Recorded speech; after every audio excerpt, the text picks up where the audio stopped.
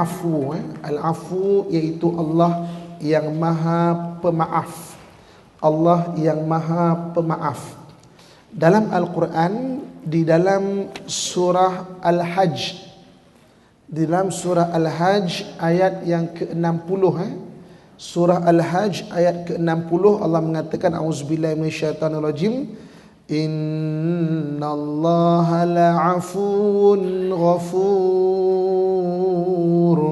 Sesungguhnya Allah amat pemaaf lagi amat pengampun. Okey. Apa beza ghafur dengan afu? Ghafur. Ghafur, Allah yang Maha Pengampun. Allah mengampunkan dosa yang seseorang buat dan seseorang itu tahu dia buat dosa. Ghafur. Dia buat dosa dan dia sedar dia tu buat dosa. Contoh hari ni, seorang anak dia menderhaka pada mak ayah yang dia tahu menderhaka tu tak bagus, yang dia tahu derhaka tu mendatangkan dosa. Seorang isteri dia menderhaka kepada suami dia yang dia tahu itu perbuatan dosa. Ya Allah, aku minta ampun ya Allah pada dosa yang memang maknanya aku tahu aku buat dosa. Tapi al-afun ni, afwan Allah ni, maaf Allah Subhanahu wa taala ini, iaitu seorang yang maknanya buat salah yang dia tidak perasan dia buat salah, ataupun dia tidak ada pilihan dia membuat salah. Dia membuat salah, dia tak ada pilihan. Jadi Allah Subhanahu wa taala al-afun, Allah yang Maha Pemaaf. Di dalam surah Asy-Syura ayat yang ke-25, surah Asy-Syura ayat ke-25, Allah menyatakan, auzubillahi minasyaitonirrajim, wa huwallazi yaqbalu taubata an ibadihi wa ya'fu 'anis sayyi'at wa ya'lamu ma taf'alun. Dan dialah Tuhan yang menerima taubat daripada hamba-hambanya yang bertaubat, serta memaafkan kejahatan yang mereka lakukan, dan ia mengetahui akan apa yang kamu semua kerjakan. Okey, jadi Allah kata Allah lah yang menerima taubat, wa ya'fu 'anis sayyi'at, dan memaafkan kepada kejahatan-kejahatan yang mereka lakukan, sebab Allah mengetahui apa yang kamu semua kerjakan. Muslimin dan muslimat, ibu-ibu, ayah-ayah yang saya doakan yang kebaikan sekalian, ya. Apabila kita membicarakan nama Allah Al-Afu ini, Allah memaafkan, ada 10 jenis kesalahan yang Allah Al-Afu, Allah yang Maha Pemaaf ini akan memberi kemaafan kepada hamba-Nya. Ada 10 jenis kesalahan, ya. Kita lihat di hujung kelas nanti kita akan nampak betapa kasih dan sayangnya Allah Subhanahu wa taala kepada kita manusia ni. Yang pertamanya orang yang membuat kesalahan dengan keadaan yang jahil. Orang yang membuat kesalahan dengan keadaan yang jahil. Dia memang tak tahu. Dia buat satu kesalahan. Dia berusaha meningkatkan diri dia, tapi dia tak perasan ataupun dia memang tak tahu kesalahan itu adalah satu kesalahan. Hari ini ada orang yang menderhaka kepada suami dia, memang dia tak tahu bahawa katakanlah bertegas meninggi-ninggi suara itu satu kesalahan. Memang kadang-kadang dia tak tahu, dia tak perasan, kan? Jadi ini orang yang jahil dan dia berusaha untuk meningkatkan ilmu dia. Sebab itu ibu-ibu, ayah-ayah saya sekalian, kan, kelebihan menuntut ilmu ni memang banyak. Sebab apa? Kita sedang berusaha untuk meningkatkan ilmu kita. Satu hari nanti katakanlah kita meninggal, hatta meninggal dalam keadaan belajar, dikira sebagai meninggal dalam berjihad di jalan Allah. Sebab kadang-kadang kesalahan-kesalahan yang kita tak tahu kita buat, kita rasa tersalah, kita tak tahu, memang kita tersilap, yang kita keadaan memang tak tahu, yang kita berusaha untuk meningkatkan ilmu, Allah akan memaafkan kita. Diiring ke kubur dengan kesalahan-kesalahan itu, maka Allah Subhanahu wa taala akan memaafkan. Sebab apa? Orang ini, hamba aku ini memang sedang untuk belajar meningkatkan diri dia, dan dia membuat kesalahan. Yang kesalahan itu kesalahan yang jahil yang memang dia tak faham, dia tak tahu dia membuat kesalahan. Sebab tu kita pun, kan, Hari ini kalau kita melihat seseorang membuat kesalahan, kita juga kena adil dalam kita menilai. Sebab hari ini ada orang yang membuat kesalahan, degree kesalahan tu kita tak boleh letak 100% pada dia. Kalau kita letak 100% pada dia, kita akan sangat membenci pada dia. Sebab tu kata hukama kata apa? Tidak ada cinta yang sempurna dan tidak ada kebencian yang sempurna. Kalau anda kata kita membenci seorang itu, tak semestinya 100% memang salah pada dia. Mungkin kadang-kadang 20% daripada kita juga yang provok suami kita, contohlah kan. Ataupun mungkin 20% pada kejahilan dia. Ada orang kadang-kadang dia provok suami dia, bergaduh besar, dia yang provok pun. Dia yang ceraikan aku.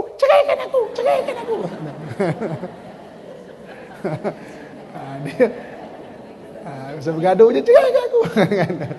Dia yang provok suami dia. Jadi dia yang provok, suami menjawab, dia sakit hati. Tak guna punya lelaki, siapa hati awak cakap saya macam tu jadi maksudnya kita dalam keadaan yang jahil. Kadang-kadang degree kesalahan tu jangan letak 100%. Kita tak adil kadang-kadang. Suami kita silap 100% kita rasa, isteri kita silap 100% kita letakkan, tak adil. Kita tengok mungkin 20% kejahilan dia, 20% sumbangan aku, 20% memang dia lah kan. 20 lagi mungkin keadaan yang dia ialah keadaan sekeliling dia dan sebagainya. Allah Subhanahu wa taala yang Maha Pemaaf, Allah mengetahui kan apa yang kita lakukan. Sebab itu dalam Al-Quran, mari kita lihat ayat Quran Surah Al-Maidah ayat 95. Surah Maidah ayat 95, Allah menyatakan auzubillahi minasyaitonirrajim. Afallahu amma salaf wa man 'ada fayantaqimullahu minhu wallahu azizun dzuntiqam. Allah memaafkan apa yang telah lalu, dan sesiapa yang mengulangi kesalahan itu maka Allah akan menyeksanya. Dan ingatlah Allah Maha berkuasa lagi berkuasa membalas. Allah sebut afallahu amma salaf. Allah memaafkan apa yang telah berlalu, yang kita tak perasan. Yang kita buat dosa kita tak perasan, jahil. Yang kita kejahilan kita yang memang kita tak faham benda itu satu kesalahan. Muslimin dan muslimat dan rahmat Allah sekalian. Saya satu hari ada satu orang saya pergi kedai dia tanya dengan muka yang ikhlas. Dia bukan dia buat-buat, dia tanya muka yang ikhlas. Ustaz, nak tanya ni adik perempuan perempuan. Ni dengar cerita ni color rambut ni haram ni tapi saya guna yang ada tanda halal. Cuba saya pegang, saya pegang. Cuba saya pegang. Ini haram ke tak? Agak ni haram tak? Haram ke tak? Saya kata, "Dik, engkau buka rambut tu pun dah haram." Tapi dia bertanya tu dengan jujur tu. Sebab tahap itu saja ilmu dia nak macam mana kan. Ada orang buat salah memang dia memang jahil, dia memang tak tahu. Yang kedua, Allah yang Maha Pemaaf. Kasih sayang Allah Subhanahu wa taala. Yang keduanya, kesalahan-kesalahan yang kita tidak ada niat untuk membuat kesalahan. Kesalahan yang tidak ada niat yang tak niat nak buat kesalahan. Kalau dalam Al-Quran Allah Subhanahu wa taala sebut contohnya apa? Membunuh yang tak ada niat. Membunuh yang tak ada niat. Yang kita baling batu ke semak.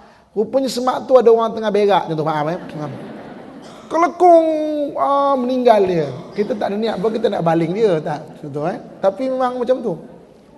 Ada kadang-kadang dulu kalau orang yang suka memburu tertembak kawan sendirilah memang tak berniat.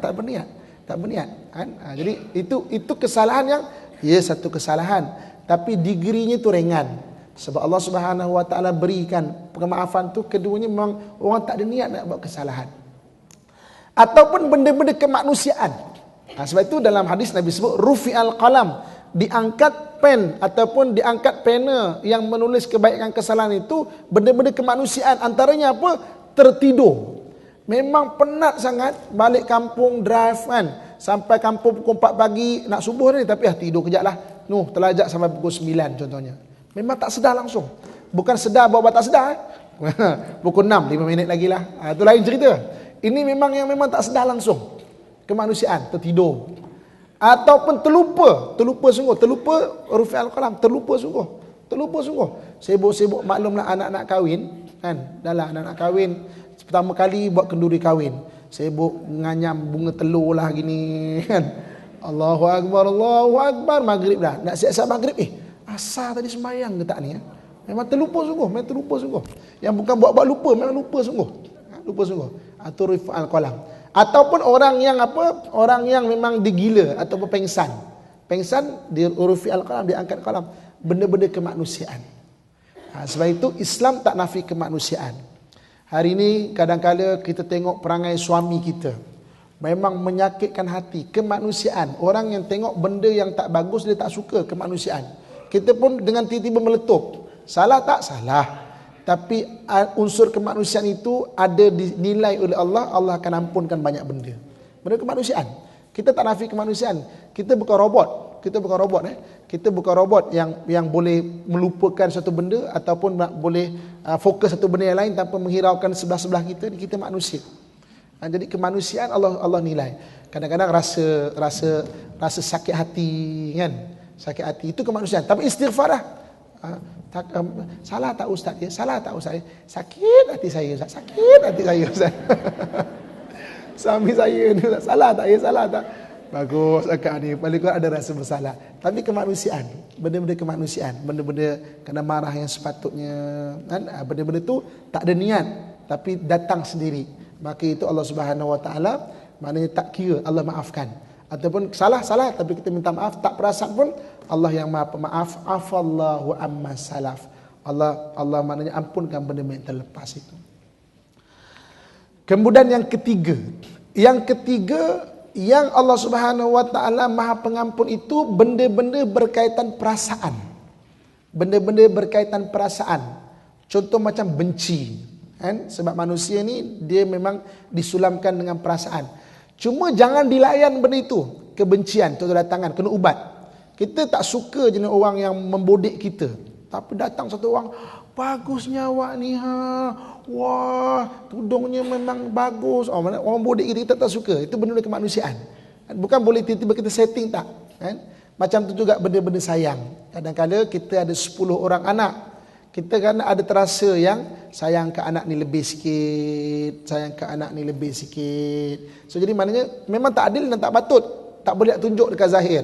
Tapi benda sayang tu Allah Subhanahu Wa Taala akan ampunkan. Benda-benda perasaan, benda-benda berkaitan dengan perasaan. Sebab itu manusia tu dia ada perasaan. Nabi juga pernah bergembira, Nabi juga pernah menangis, kan? Nabi juga pernah maknanya rasa marah. Dengan benda-benda kalau orang berkaitan agama, Nabi marah. Pernah Nabi marah sampai mana merah mata Nabi benda berkaitan dengan agama. Jadi benda-benda perasaan kita kena kawal. Tapi kalau maknanya memang terlebih itu, maka Allah Subhanahu Wa Taala ampunkan kita. Sebab benda yang tak boleh nak kawal. Benda hati itu benda yang Allah letakkan, benda yang tak boleh nak kawal.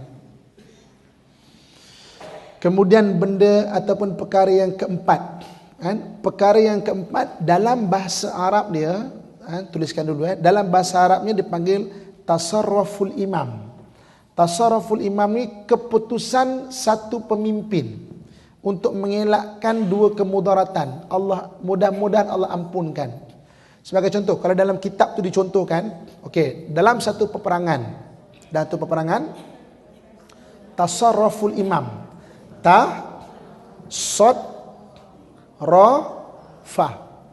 tasarruful imam, fa, alif lam alif, al imam, alif lam alif, mim alif mim, alif mim, fa, alif lam alif, mim alif mim, tasarruful imam. Maknanya keputusan sesuatu pemimpin. Sebagai contoh, kalau dalam kitab itu dicontohkan, dalam satu peperangan ada orang Islam yang kena tawan. Ini contoh dalam kitab. Dalam satu peperangan ada orang Islam yang kena tawan. Jadi orang Islam yang kena tawan ini dijadikan sebagai benteng di hadapan untuk musuh menghampiri kota Islam. Ketika itu pemimpin terpaksa buat keputusan. Kalau nak panah, terkena orang Islam ni. Kalau tak panah, maka musuh makin menghampiri ni. Habis macam mana? Tasarruful imam. Terpaksa buat keputusan pemimpin. Kita panah. Sebab kalau dengan panah, gugur orang Islam itu, insya-Allah gugurnya sebagai syahid dan kita dapat mengalahkan musuh. Terpaksa buat keputusan. Kan? Maknanya kadang-kadang pemimpin terpaksa buat keputusan yang mungkin memudaratkan sana sini dan sebagainya, tapi itu penting untuk kemaslahatan umum. Allah yang Maha Pengampun, Allah yang Maha Pengasih, Allah Subhanahu Wa Taala mudah-mudahan mengampunkan. Itu contoh dalam kitab. Maknanya satu orang Islam ditawan dan dijadikan benteng hadapan, dan musuh nak menghampiri kota Islam itu, terpaksa dipanah orang itu. Kemudian yang kelima,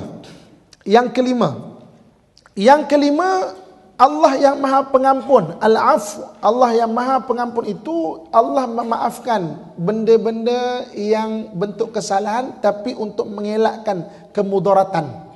Untuk mengelakkan kemudaratan. Sebagai contoh, kadang-kadang sekarang ni dalam bab perubatan, ada vaksin-vaksin yang tidak halal. Contoh diambil daripada babi contohnya kan, ataupun daripada ular contohnya kan. So, jadi kadang-kadang pengamal-pengamal perubatan Islam belum membuat kajian dan begitu teliti lagi untuk melahirkan vaksin-vaksin ataupun untuk melahirkan ubat-ubat yang betul-betul halal. Kan? Itu tanggungjawab pengamal-pengamal perubatan. Tapi setakat ini tak ada jumpa lagi. Sebab yang ubat-ubat ni kadang-kadang yang waktu kurun ke-20 ini yang kehadapannya adalah orang-orang kafir. Jadi dia kajilah apa yang ada di sekeliling dia.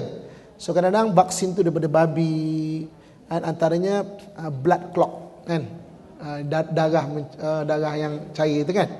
Akan vaksin itu vaksin yang memang yang tidak halal, tapi itulah pilihan yang ada. Jadi kita gunakan benda itu pilihan, dan Allah yang Maha Pemaaf, Al-Afu, Allah Subhanahu Wa Taala akan memaafkan. Kan? Boleh gunakan kalau tak ada pilihan lah. Ini kan benda-benda yang memudaratkan. Kalau contoh kitab lama dulu, kita masuk ke dalam hutan, bekalan makanan sudah tiada, tak ada dah bekalan makanan. Yang ada bangkai, jadi bangkai kan haram makan, kan? Hurimat alaikumul maitata waddama walahmal khinzir, diharamkan kepada kamu bangkai, kan? Darah dan juga daging babi, kan? So jadi kan, dan apabila bangkai itu haram, tapi bekalan makanan dah tak ada, nampak bangkai arnab tinggal separuh pun kena makan dengan rimau lah contohlah kan. So kita pun makan baki-baki itu, maka dimaafkan, kan? Dimaafkan. Adakah benda itu najis? Ya, benda itu tetap najis, benda itu tetap tak boleh nak makan, tapi disebut dalam kitab fiqh an-najasah al-ma'fu anhu, najis yang dimaafkan. So Allah Subhanahu Wa Taala itu Maha Pengasih, Maha Penyayang. Antara yang dimaafkan adalah benda-benda yang untuk mengelak kemudaratan, benda-benda najis, benda-benda haram untuk mengelak kemudaratan. Muslimin dan muslimat yang dirahmati Allah sekalian. Yang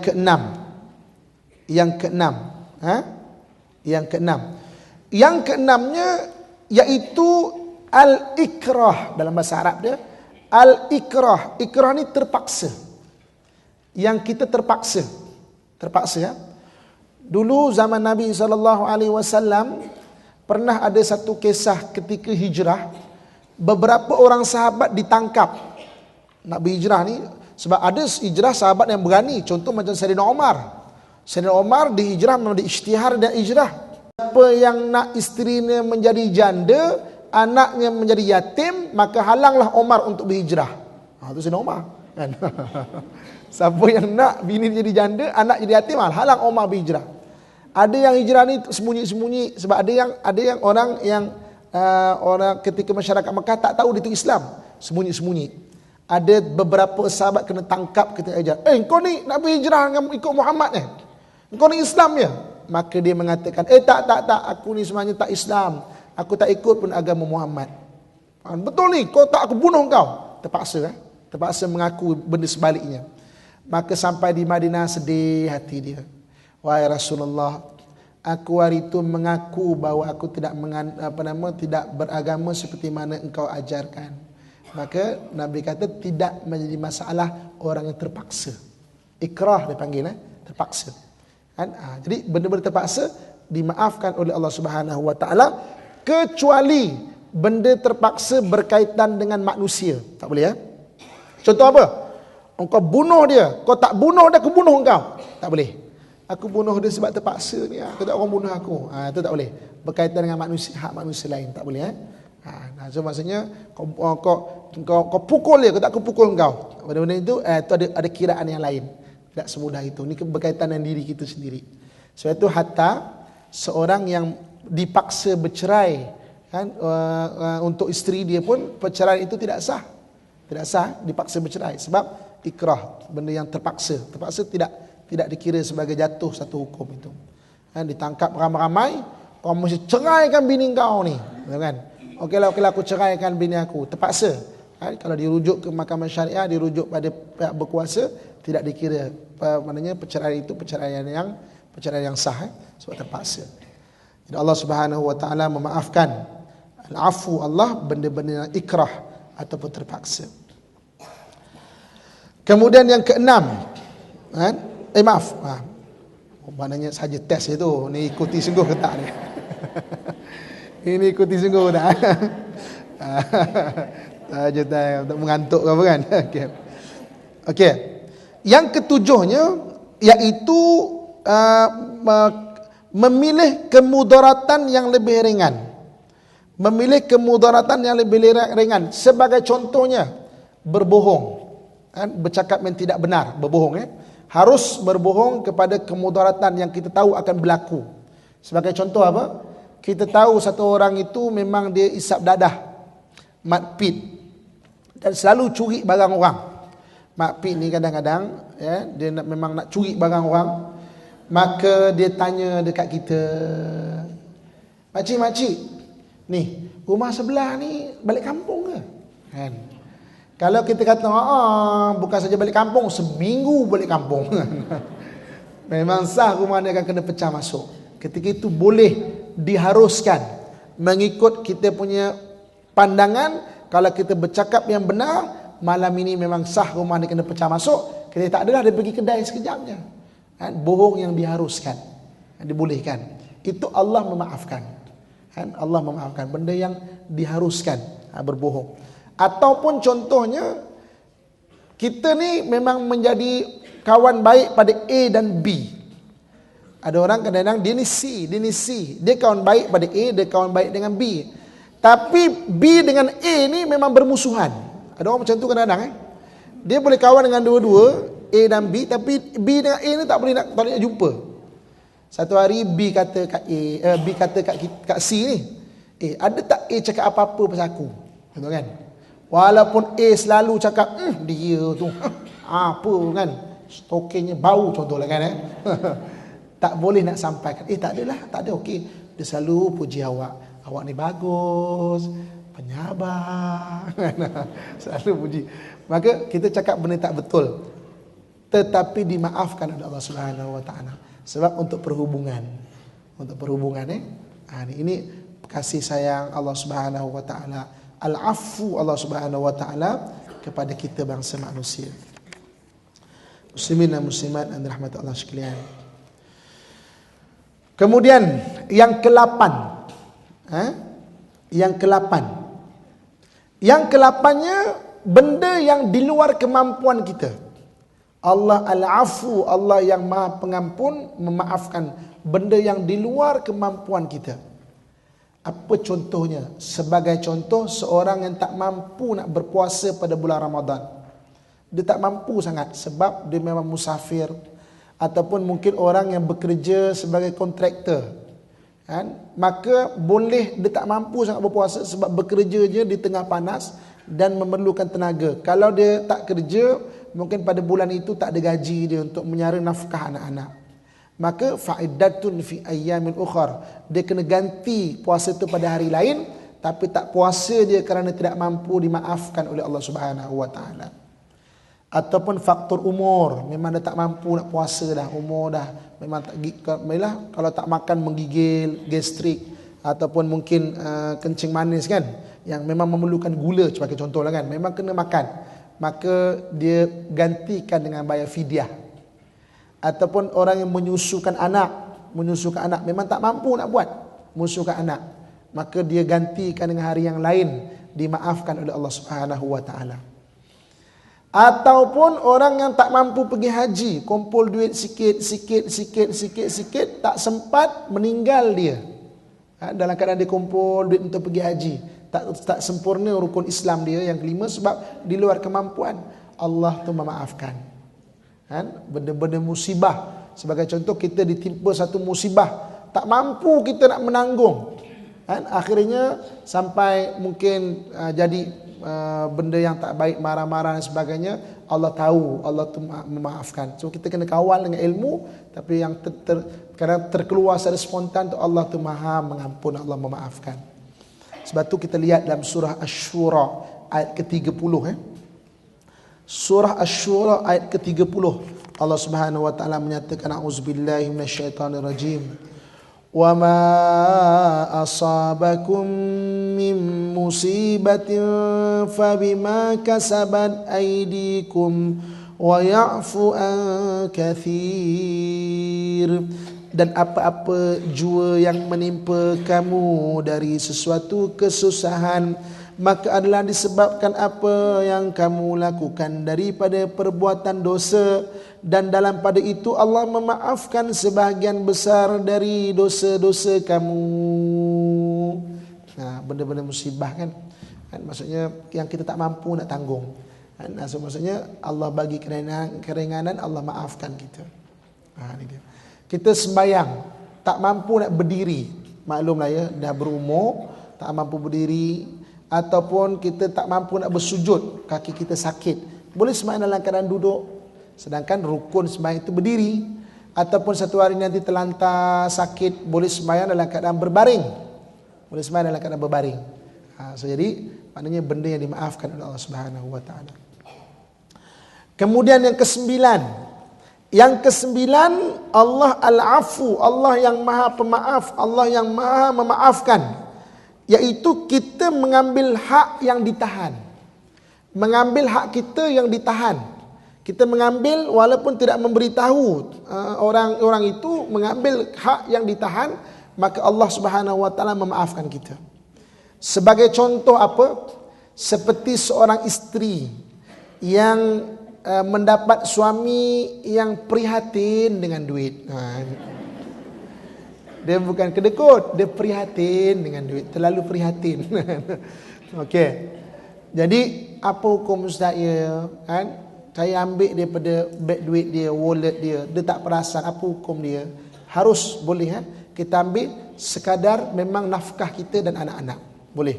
Dan benda ini bukan baru, benda ini pernah berlaku di zaman sahabat. Dulu satu hari, satu orang sahabat wanita pernah mengadu kepada Nabi. Seorang sahabiah pernah mengadu pada Nabi, suami aku orang yang bakhil, wahai Rasulullah. Boleh tak aku ambil harta dia tanpa pengetahuan dia? Nabi kata boleh, untuk nafkah kamu dan untuk anak-anak, boleh. So jadi Allah yang Maha Pemaaf, maka Allah Subhanahu wa taala memaafkan perkara itu sebab kita mengambil hak yang ditahan. Boleh Tapi sekadar-kadar kita jangan kebas semua, kesian lagi. Mana hilang semua duit ni, jangan. Kita punya keperluan kita nafkah, boleh ambil walaupun maknanya tidak diberitahu. Ni. Jom kita lihat ayat lagi Surah Asy-Syura ayat 40 pula. Tadi surah Asy-Syura ayat ke-30, ni surah Asy-Syura ayat ke-40 pula. Allah Subhanahu wa taala menyatakan, auzubillahi minasyaitonirrajim, faman afa wa aslaha fa ajruhu 'ala Allah innahu la yuhibbuz zalimin. Kadang-kadang takut dekat tengah-tengah. Ayat tu panjang, tapi pengarang kitab ambil separuh tengah-tengah.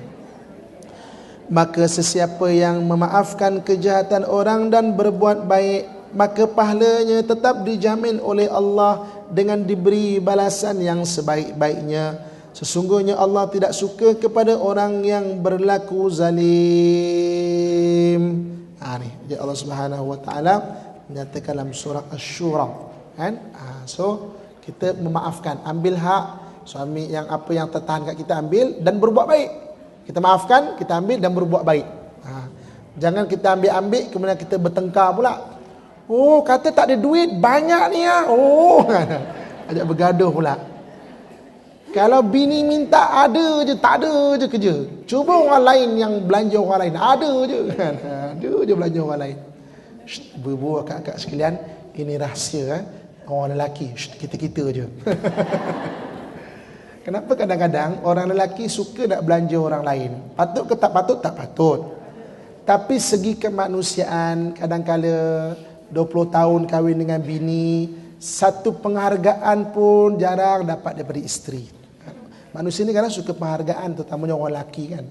Jadi maknanya sekali cuba suami kita belanja makan, tak boleh nak mulut sebab tak biasa, kita SMS lah.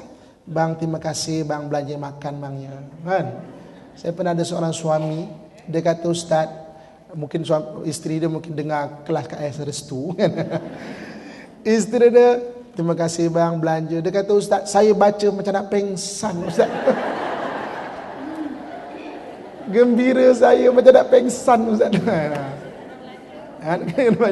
Sebab sebelum ni belanja mesti buat tak tahu je. Kenapa kadang orang lelaki suka belanja orang lain? Sebab dapat penghargaan. Kan kita kadang perlu bagi penghargaan pada suami kita. Kan belanja orang lain, uji terima kasih Haji ni memang pemurah betul Haji, terima kasih je lah kan.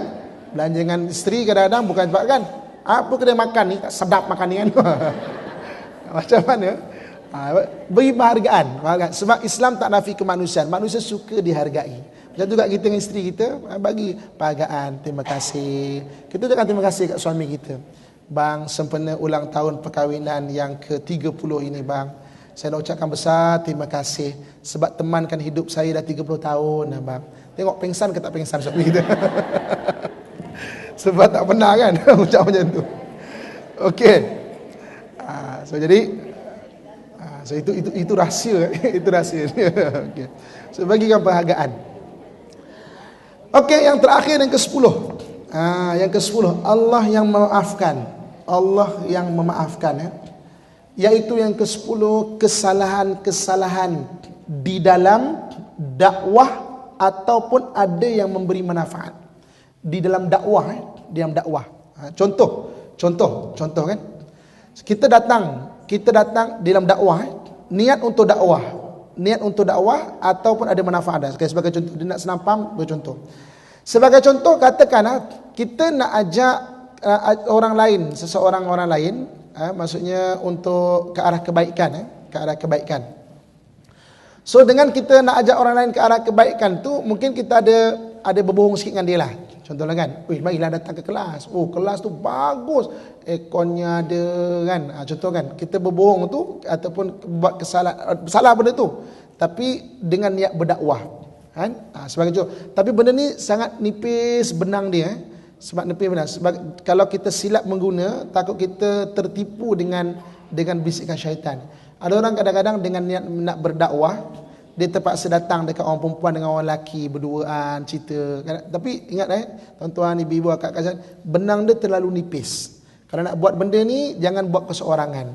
Saya nak memang berdakwah tu dengan dia, berdua-dua gitu lah kan. Tapi takut benang dia terlalu nipis, takut terjatuh pada benda maksiat.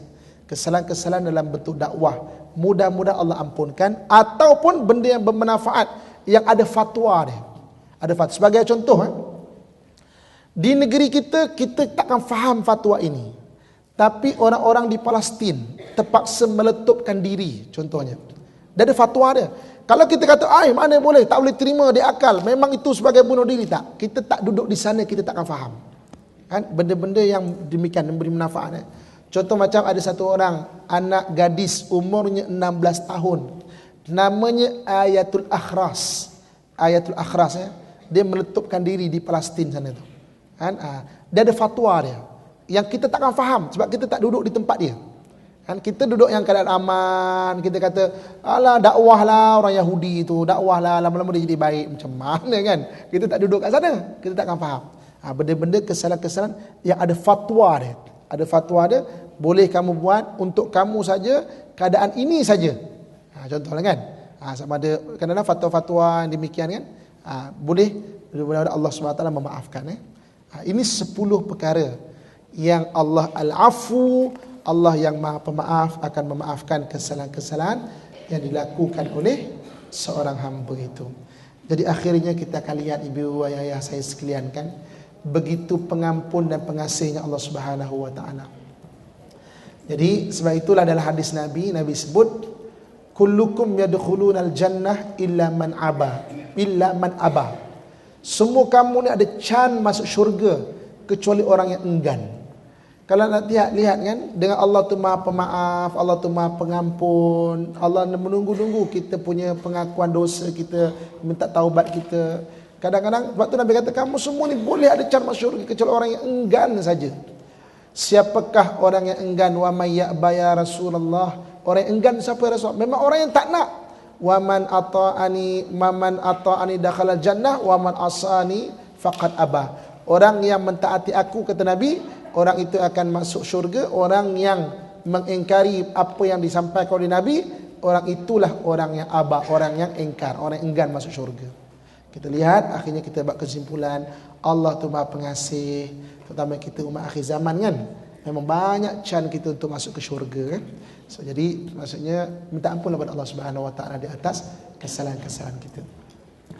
Jadi saya rasa setakat saja dulu, insya-Allah panjang umur, murah rezeki, kita jumpa lagi insya-Allah.